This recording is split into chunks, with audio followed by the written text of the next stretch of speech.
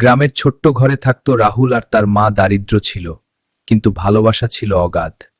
একদিন স্কুলে ফি না দেওয়ায় সবার সামনে অপমানিত হলো রাহুল। চোখের জল লুকিয়ে সে বাড়ির পথে হাঁটতে লাগলো। বাড়ি ফিরে দেখে মা অসুস্থ হয়ে বিছানায় পড়ে আছে। মা কাঁপা হাতে একটা চিঠি এগিয়ে দিল রাহুলের দিকে। বাবা, আমি হয়তো বেশি দিন বাঁচব না, কিন্তু তুমি পড়াশোনা ছাড়বে না।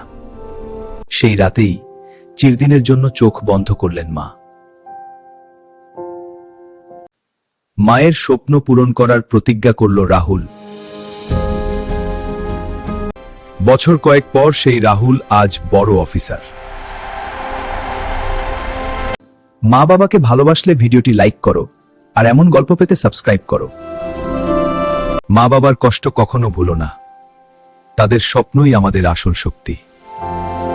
যদি তুমিও তোমার মা বাবাকে ভালোবাসো, তাহলে ভিডিওটা লাইক করো আর এমন গল্প পেতে সাবস্ক্রাইব করো।